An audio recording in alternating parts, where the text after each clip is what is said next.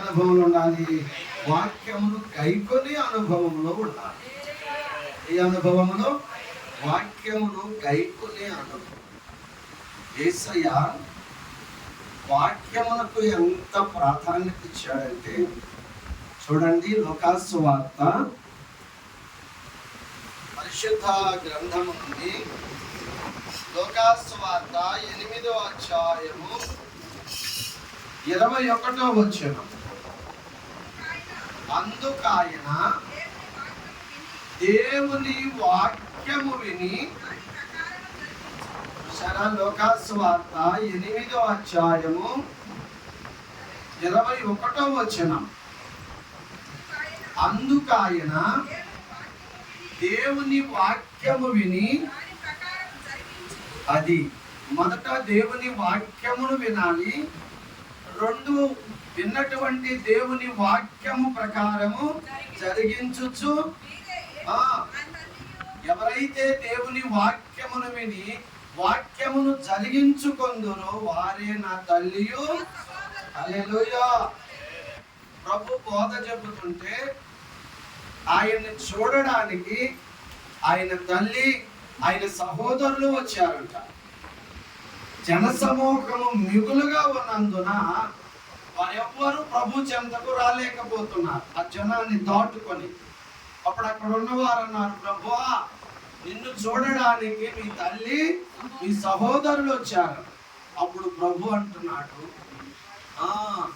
ఎవరైతే దేవుని వాక్యమును విని వాక్యమును గైకొందురో, అంటే వాక్యానుసారముగా ఎవరైతే జీవించుదురో వారే నా తల్లి. హల్లెలూయా.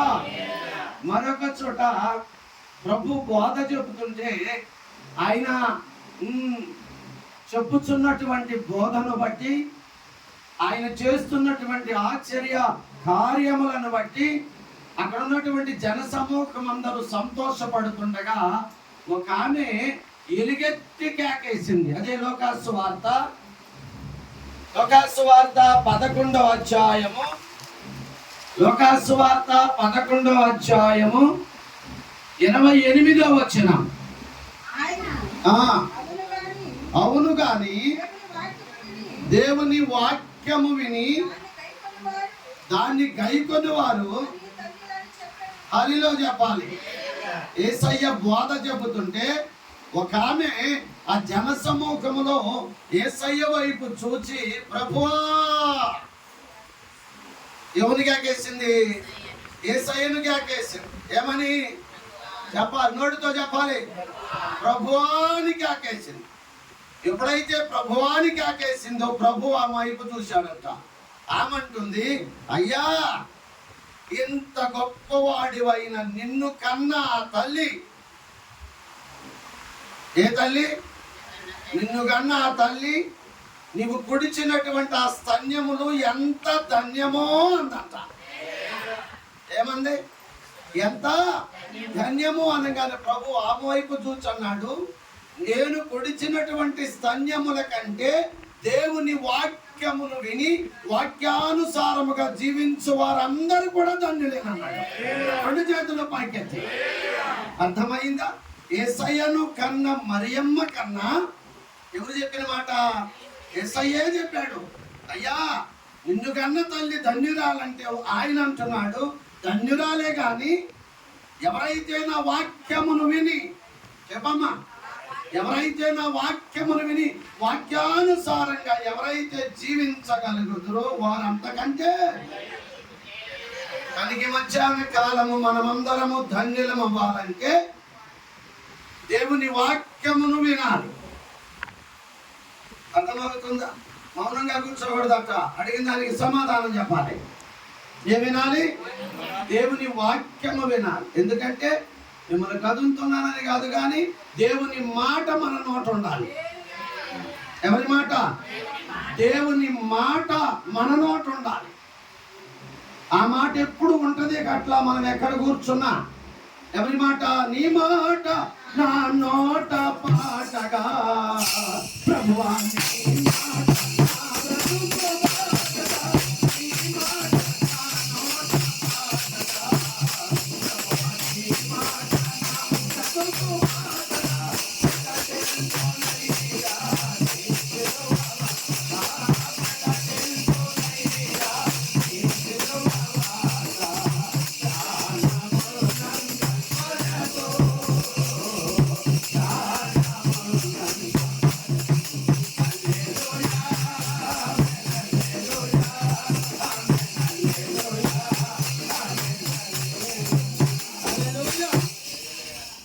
ఎవరి మాట? దేవుని మాట. ఎక్కడికి వెళ్ళినా మాట ఉంటుంది మన నోట. ఎక్కడికి వెళ్ళినా ఉంటుంది. మా బావగారు చనిపోయాడు, పిల్లలందుకు నిలబెట్టుకుని వాడే దైవజనుడు. రెండు చేతులు పైకెత్తి. అది ఉండాలంటే మనలో ఏముండాలంటే దేవుని వాక్యం ఉండాలి. చెప్పాలి. సత్యవేద గ్రంథము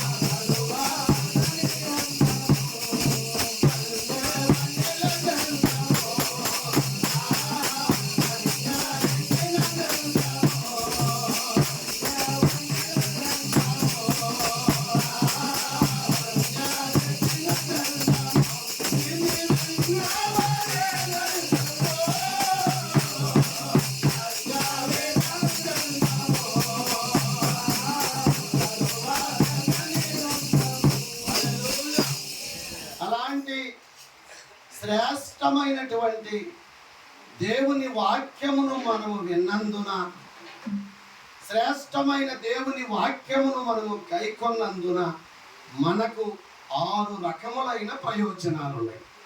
వింటారు? ఒక అర్ధ గంటలో ముగిస్తా. ఎన్ని రకాలు? 6 రకాలు. దేనిని విన్నందున? వాక్యమును విన్నందున. 2, వాక్యమును గైకొన్నందున ఈ మనుష్యునికంట 6 రకములైన ప్రయోజనాలు ఉన్నాయి. వెనకాయలు అంటున్నారా? ఎన్ని రకాలు? 6 రకములైనటువంటి ప్రయోజనాలు. మొట్టమొదటి ప్రయోజనం రోమాపత్రిక, చక్కగా రాసుకోండి. రోమాపత్రిక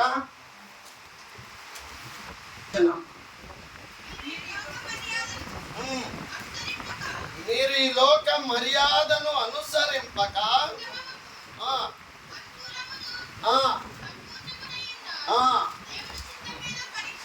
దేవుని చిత్తమేదో పరీక్షించి తెలుసుకొనున్నట్లు నీ మనస్సు మారి నూతన అగుట వలన. 2 చేతుల పైకెత్తి స్తోత్రాలు చెప్పండి. దేవుని వాక్యము వినుట వలన మనుష్యునికి కలుగు మొట్టమొదటి ప్రయోజనం ఏమిటంటే, దేవుని వాక్యము వినుట వలన మనము నూతన పరచబడతాం. అంటే మన మనస్సు మార్చబడతది. ఎవరి మనస్సు అయితే మార్చబడి నూతన పరచబడుదురో వారు మాత్రమే రేపు రూపాంతరము చెందుదురు. అంటే దేవుని సముఖములోనికి కొనిపోబడుదురు. అమ్మో కూర్చుంటాయి. మన మనస్సు మారాలి అంటే దేవుని వాక్యము వినాలి. నేను ఆదివారం చెప్పేళ్ళా, విద్య మీద యోగులు వారు కోత చెబితే రహాబు మనసు ఏమైంది? మారిపోయింది. అంటే ఆమె ఏం చేయబడింది? నూతన పరచబడింది. అదేలో చెప్పు, ఏం చేయబడింది? నూతన పరచబడింది. ఎవరు బోధ విని? అర్ధరాత్రి యోగులు వారు చెప్పిన దేవుని బోధను విద్యాపై యోగుల వారు రాబోతో అర్ధరాత్రి వేళ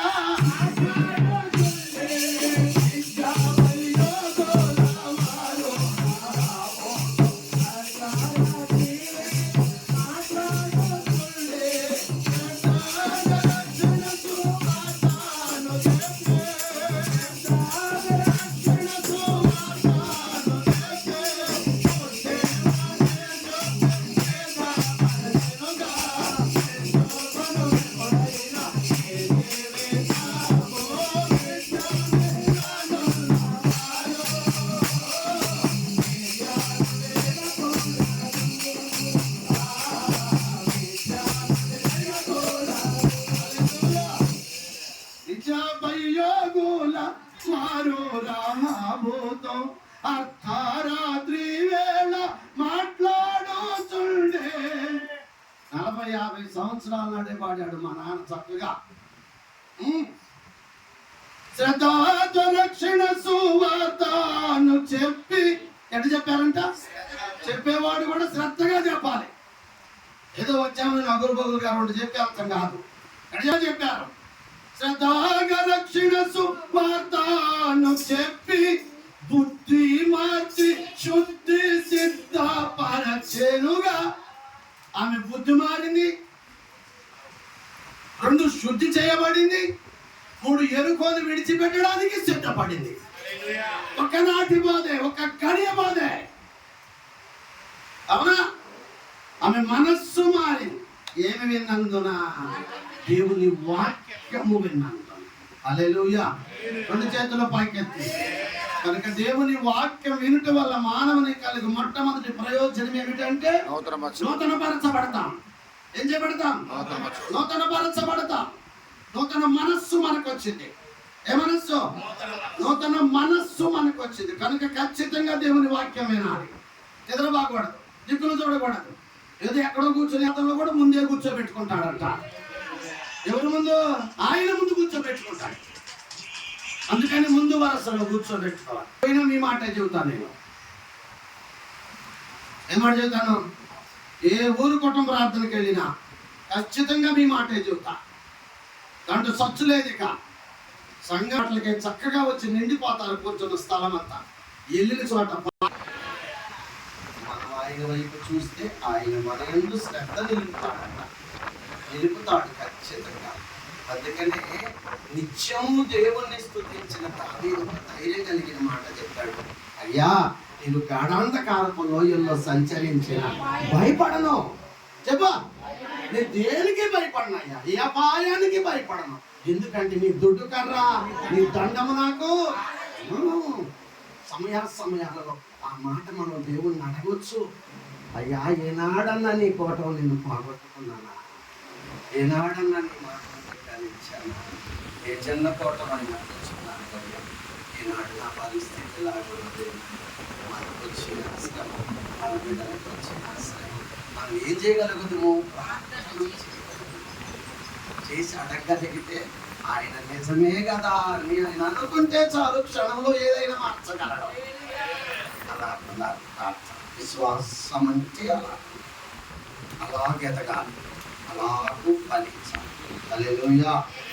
యోగుల వారు చెప్పిన ఒక గడియ బోధకు అహాబు మనసు ఏమైపోయింది? నూతన పరచబడింది. నూతన పరచబడాలని పరచబడి మరలా ఏంటది? నూతన పరచబడటం కాదు. అది ఏం పడటం కాదు, నూతన పరచబడటం కాదు. బైబిల్ ఒక చక్కని మాట చెప్పాడు. కడగబడిన పంది మరలా బురదలోకి వెళ్ళడానికి ఒక్క వాంతి చేసుకుని మరలా దాన్నే తింటదంట. ఆ బ్రతుకుతో పోల్చాడు.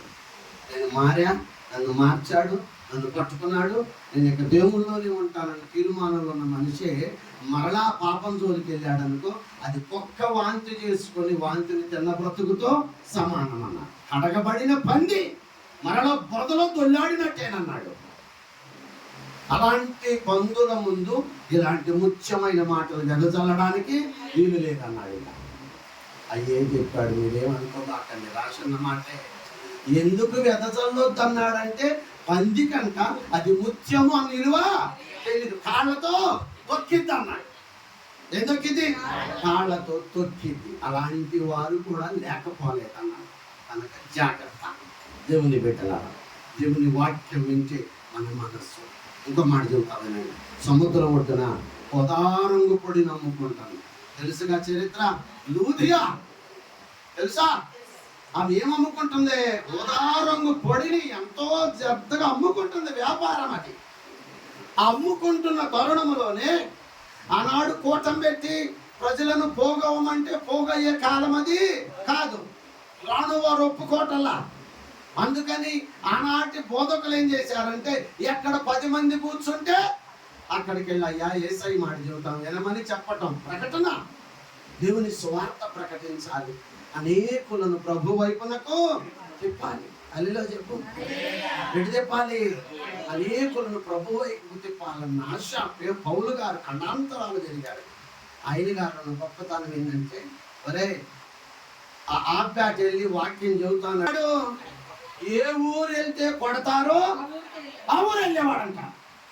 దెబ్బ తిన్న బాధ లేదు, కానీ నా యేసయ్య మా కాళ్ళకు ఒక్కటన్నా చెప్పి, ఎందుకంటే ప్రభు చెప్పాడు, బూదిగంతాల వరకు వెళ్ళండి, నా సాక్షులుగా ఉండండి, నా సువార్త ప్రకటించండి, నేను రెండో రాకడలో మరలా వచ్చేటప్పటికే యేసు ఎవరో మాకు తెలియదు అన్నవాడు ఉండటానికి ప్రతివాడి చెవిన నా మాట ఎన్ని ఉండాలి, ఒక్కసారన్నా ఈయనుండాలి. కనుక హింసైనను, కరువైనను, ఉపద్రవమైనను, వస్త్రహీనత అయినను, ఖడ్గమైన ఏదైనా సరే, ఏది మీ మీద పడ్డా పర్వాలేదు, ఆ దెబ్బలోకి మీరు చనిపోతే మిమ్మల్ని హతసాక్షులుగా అయినా పిలుచుకుంటారు, కానీ నా సువార్త మాత్రం మీరు. అది యేసయ్య చెప్పిన మాట, లోబడిన పోస్తుల బోధ. అలాగూ ఆ సముద్ర ఒడ్డున అనేకులు జనసమూహము కూడి ఉన్నందున ఆత్మావేశము కలిగినటువంటి పౌలు గారు అనర్గళంగా, అంటే తడిబిడి పడకుండా, సీతమ్మ మాట ఎత్తుక్కోకుండా ఆత్మచేత నింపబడిన వాడై కూడుకున్న జనసమూహములు ఏ ఒక్కరన్నా పట్టబడాలన్న ఆశతో, ఆత్మావేశం అంటే పరిశుద్ధాత్మను వరముతో మానవ మాటకు దైవాత్మ చతపరచబడి దేవుని వాక్కు చేత పౌలు గారు బోధ చెప్పుచూ ఉండగానే ఆ మాటలేంటో వినసొంపుగా ఉన్నవని చెప్పి లూదియా ఒక శివటు పడేసింది. అదిలో చెప్పు, ఎటు పడేసింది? పౌలు గారికి అలా ఒక చెవు పడేసిందట. ఈ బోధ ఏందో కొత్తగా ఉంది. యెరూషలేము పట్టణంలో పట్టబడిన యేసు మాట చెబుతున్నాడు. పట్టబడ్డాడని, కొట్టబడ్డాడని, శిలువ మరణానికి అప్పగించబడిన వాడే దేవుని కుమారుడని పౌలు గారు చెప్పుతున్న బోధ కొంచెం ఆకర్షించబడి, ఈ వ్యాపారం చాలా రోజుండే వ్యాపారమేనని చెప్పి ఆ వ్యాపారం అంటే పక్కన పెట్టి ఇక మనిషి అంతా ఎవరి వైపుకి తిరిగింది? ఎందారేసుని వైపు చూచేదారు.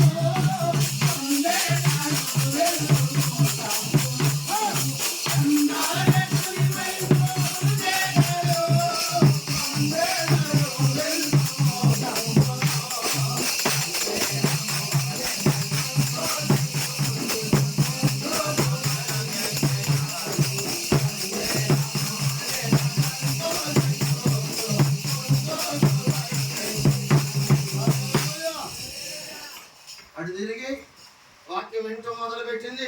వాక్యం వింటూ వింటూ వింటూ ఉండగానే వాక్యం అనే కటకమంట ఎక్కడికి వెళ్ళిపోయింది? ఆ హృదయం అనే కటకములోనికి వాక్యము దూసుకుపోయి హృదయ కవాటాలు తెరవబడ్డాయి. అంత తెరవబడగానే వాక్యము డైరెక్ట్ గా హృదయంలోకి వెళ్ళిపోయింది. ఇక ఆ వాక్యానికి పట్టబడింది. ఏం చేయబడింది? వాక్యానికి పట్టబడింది. వెంటనే పొడవులు వేసేసి ఆ వ్యాపారం ఆడ పడేసేసి గబగబ పౌలు గారి దగ్గరికి వెళ్ళింది. అయ్యా నాయకు నమస్కారము. నేను అనుకుంటాను, అప్పుడన్నా పుట్టామా, ఆడన్నా పుట్టామా, ఆడనన్నా చూడగలిగిన భాగ్యం మనకే దొరికేది.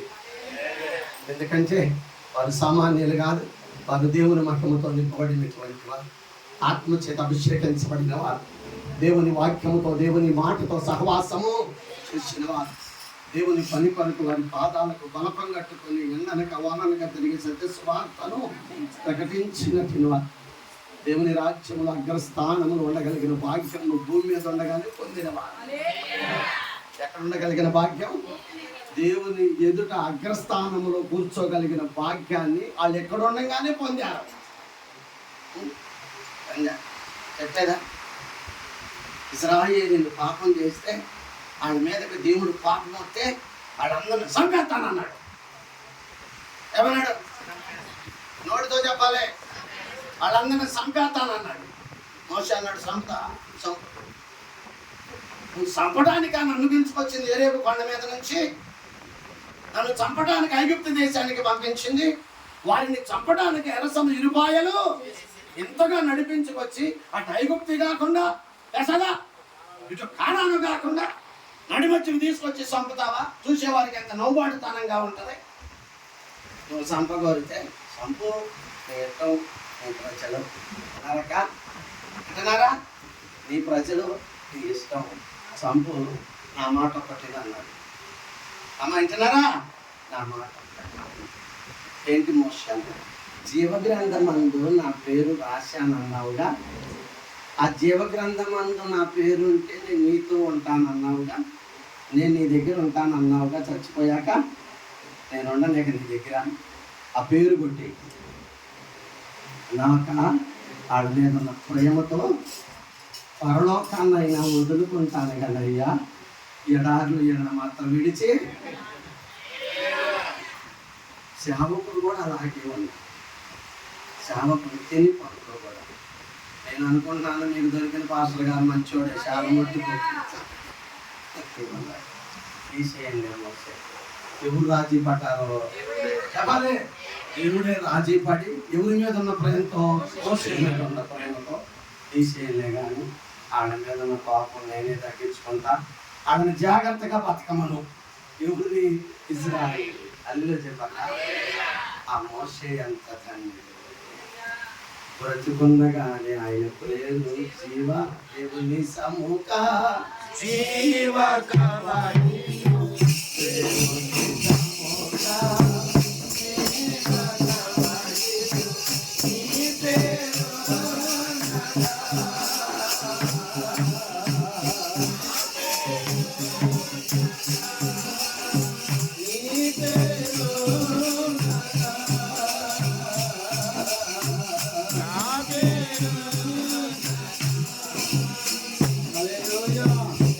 ఎవరి పేరు చెప్పండి?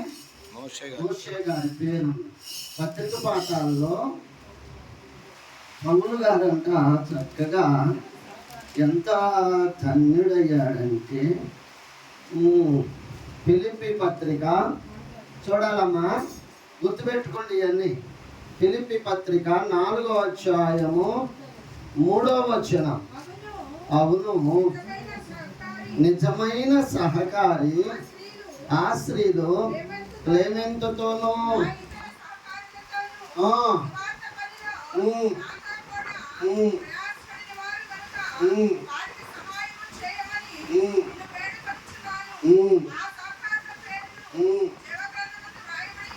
అల్లేలో చెప్పాలి. 2 చేతుల పై చూసారక్క. ఫిలిప్పీలకు రాసిన పత్రిక 4వ అధ్యాయం 3వ వచనంలో. అందుకన్నా అప్పుడన్నా పుట్టకపోతే అమ్మ కనబడిందా బైబిల్లో? అప్పుడన్నా పుట్టకపోతే ఆయన పక్కనన్నా ఏం రాశాడు?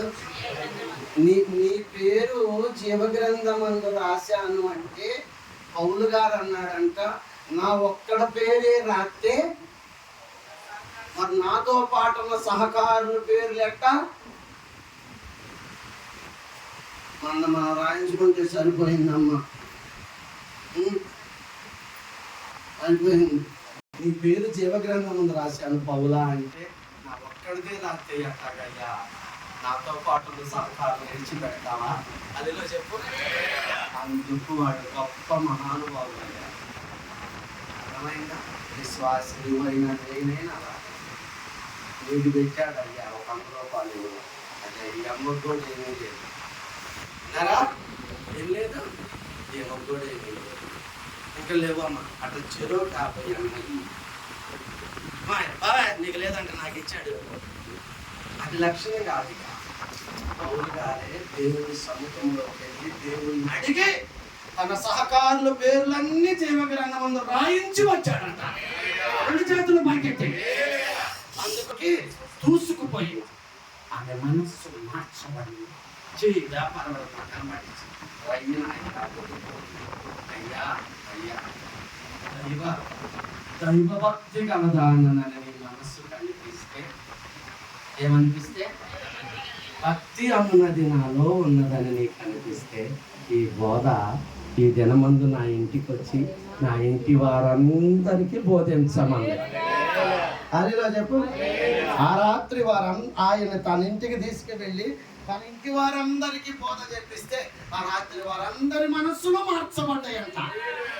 కనుక దేవుని వాక్యం అంటే మొట్టమొదటి ప్రయోజనం మన మనస్సు మార్చబడింది. చెప్పమ్మా, ఏమార్చబడింది?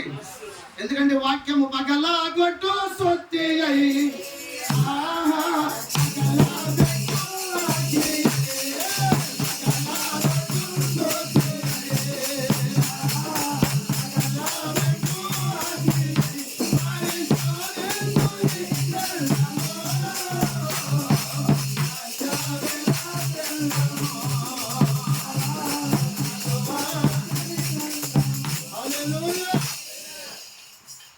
వాక్యము లూదియా హృదయాన్ని పగలగొట్టింది.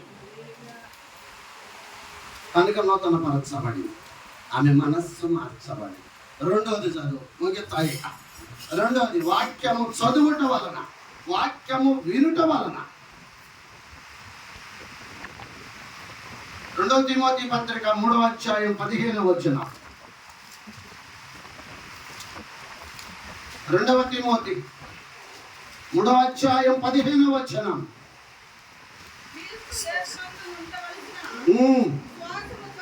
విశ్వాసము ద్వారా రక్షణార్థమైన జ్ఞానము నీకు కలిగించుటకు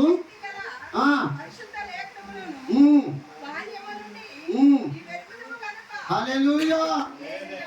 దేవుని వాక్యమును ఎరిగి ఉంటే, దేవుని వాక్యము మనలో ఉంటే దైవ సంబంధమైన జ్ఞానాన్ని పొందుతామంట. రెండవ అనుభవం, రెండవ మేలు. 1, దేవుని వాక్యం వింటే మన మనస్సు మార్చబడింది. 2, దేవుని వాక్యము వింటే జ్ఞానాన్ని పొందుతాం. జ్ఞానము ఎవరికైనా కొదువుగా ఉన్న ఎడల నన్ను అడిగి పొందమన్నాడు ఆయన. ఏమందాలి? దేవుణ్ణి అడిగి పొందాలి. బిడ్డలారా, ఆ జ్ఞానము సొలొమోను అడిగాడు, దేవునికి మొర్ర పెట్టాడు. సొలొమోను మొర్ర దేవుడు ఆలకించాడు. ఆలకించి, సొలొమోను నీకేమి కావాలన్నా చెప్పండి అందరూ. సొలొమోను నీకేం కావాలన్నా, అయ్యా ఏమొద్దు, నేనేం అడగకుండానే రాజ్యం ఇచ్చావు, రాజ్యాధికారం ఇచ్చావు, రాజ్య కిరీటం ఇచ్చావు, రాజదండం ఇచ్చావు, సర్వ సంపదలు ఇచ్చావు. వాటితో పని లేదు, ఒక్కటే కొదువుగా ఉంది నాకు. ఏమిటయ్యా అంటే, నీ ప్రజలను పరిపాలించగలిగిన జ్ఞానాన్ని ప్రసాదించమన్నాడు. ఏమడిగాడు? జ్ఞానాన్ని అడిగాడు. నీ ప్రజలను పరిపాలించగలిగిన జ్ఞానం ఇవ్వమని అడిగాడు.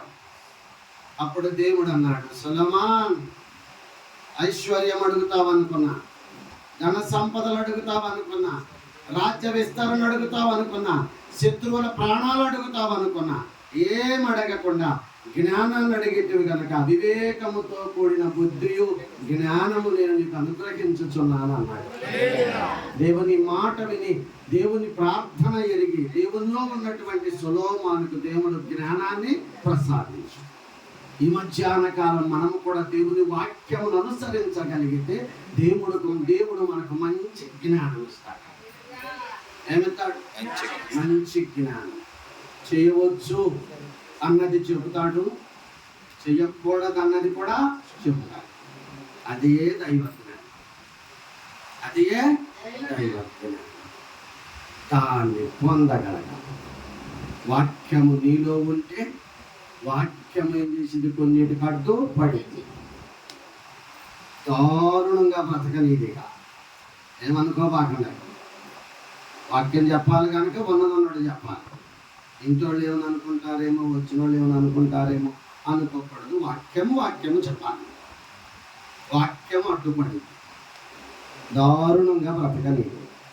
వాక్యం ఎరగిన వారి స్థితి వేరు, వాక్యం ఎరిగిన వారి స్థితి వేరుగా ఉండాలి. ఇంకేనే నీ విశ్వాసిని దేవుని బిడ్డ.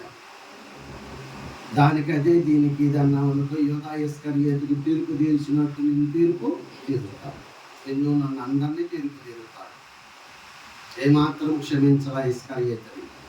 3.5 సంవత్సరాలు నాతో ఉండాలి పోని అనుకున్నాడా? అనుకున్నా. ఉరి పెట్టుకోవటమేందో, నడు విరగటమేందో, పొట్ట బాగటమేందో. బద్దలు చేశాడు ఉరి పొయ్యి మీదే. అది వాక్యం. దేవుని తీర్పు అలాగే ఏముందని అనుకోకూడదు. నేను చెప్పింది అర్థమైందా?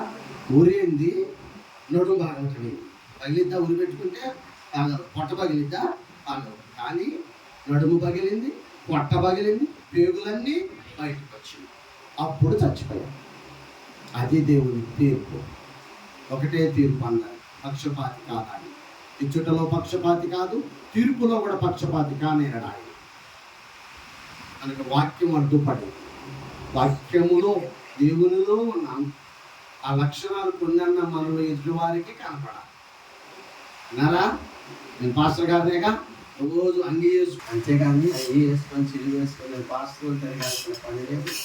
ఏ షాప్కి వెళ్ళినా, ఏ కొట్టుకి వెళ్ళినా, ఏ బంధువుల మధ్య కూర్చున్నా నా మాటను బట్టి, నేను పలకరించే విధానాన్ని బట్టి ఆయన గారు ఏం చేస్తాడు, ఆయన గారు పాస్టర్ గారు ఇందాకే మాకు అర్థమైంది ఏమని, ఆయన పాస్టర్ నా బైబుల్ పట్టుకోగలిగితే పట్టుకుంటా, లేకపోతే అపాయింట్ చేసుకుంటా. బైబుల్ పట్టుకోగలిగితే ఎందుకంటే మర్చిపోతాను, తెలుసుకోవడానికి. కానీ మన నోటి మాటను బట్టి తెలుసుకోవాలి, మన క్రియను బట్టి తెలుసుకోవాలి. అదే చెప్పు, వాళ్ళ చెప్పు. ఎవరికి చేస్తాను ప్రార్థన?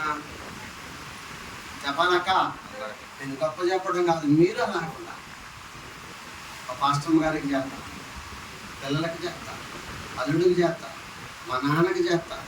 ఎప్పుడు బాగోపోయినా మా నాన్న ఫోన్ చేస్తాడు, ఏమే పిల్లడికి ఫోన్ చేయవే, ఏంది బాబా, అయ్యో నాకేం బాగోలేదు అయ్యా, అర్థం చేయయ్యా. ఎందుకు ఆ మాట? చేయగలను కనుక. ఆయన ఎన్నాళ్ళ సేవకుడు. నేను కొల్లిపారు వెళ్ళి నాన్న బాబుని పలకించి గబక్కులు బయటకు వస్తానా, పిల్లడు ప్రార్థన చేయకుండా వెళ్తున్నాడే అంటే, అయ్యో బాబు ప్రార్థన చేయలేడు, అమ్మ కొడుకున్నాడు అనుకున్నాను, కొడుకోలేదని రాయి అంటే మన లోపల చేస్తే ప్రార్థన చేయాలి. నేను వంగి మా నాన్న తల మీద ప్రార్థన. ఎంత ధన్యుడు అవునా? అన్నవారికి నా చెయ్యి, నన్ను బిడ్డనిచ్చిన వారికి నా చెయ్యి, నా వారందరికీ నా చెయ్యి. అవునా?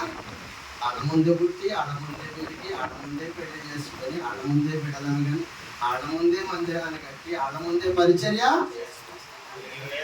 అది ఎవరిచ్చిన జ్ఞానం?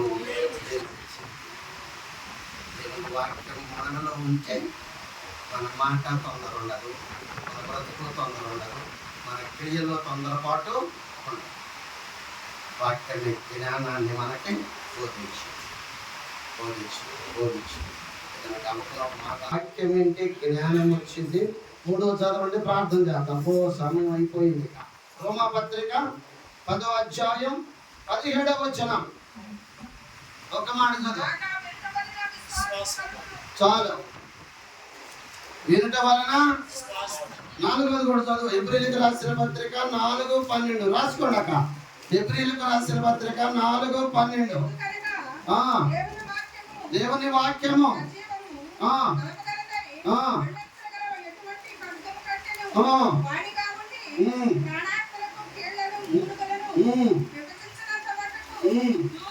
దూరుచు హృదయం యొక్క తలంపులను ఆలోచనలను శోధించుచున్నది. చాలు. 5వ చదువు. గలతీయులకు పత్రిక 5:25. గలతీయులకు రాసిన పత్రిక 5:25.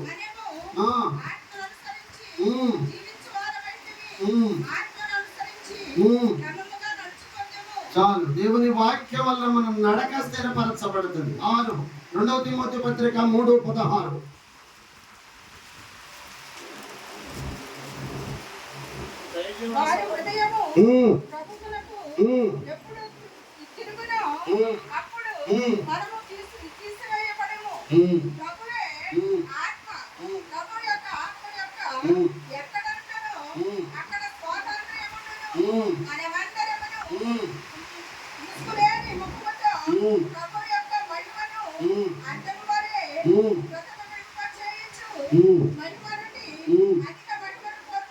హల్లెలూయా. 6 అనుభవాలు ఒక 5 నిమిషాలు జ్ఞాపకం చేసి ప్రార్థన చేస్తా. 1, దేవుని వాక్యము వినుట వలన మన మనస్సు మార్చబడింది. 2, దేవుని వాక్యము వినుట వలన జ్ఞానాన్ని పొందుతాం. 3, దేవుని వాక్యము వినుట వలన విశ్వాసములో బలపరచబడతాం. ఏం చేయబడతాం? విశ్వాసములో బలపరచబడతాం. 4, దేవుని వాక్యము వినుట వలన వింటూ ఉండగానే మన పాపములు మన హృదయములో నుండి బయలుపరచబడతాయి. ఏం చేయబడతాయి? వాక్యం మనలో ఉంటే మన పాపము బయలుపరచబడింది. 5, దేవుని వాక్యము మనం వింటే మన నడక స్థిరపరచబడింది.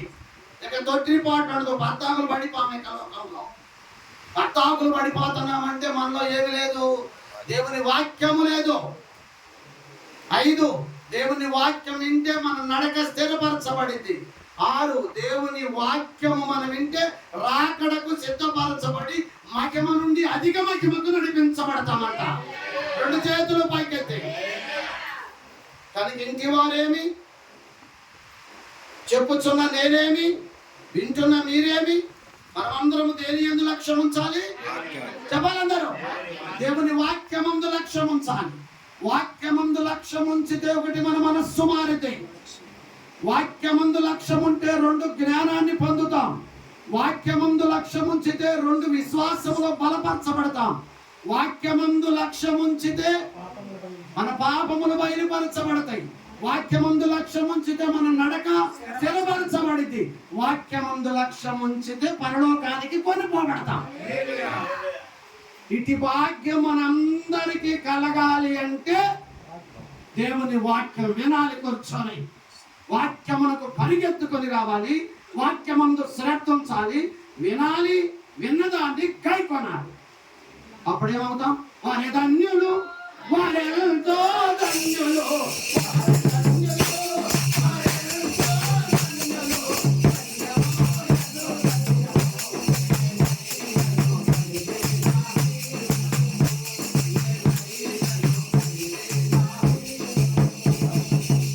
దయగలిగిన తండ్రి, కృపగలిగిన గొప్ప దేవుడా,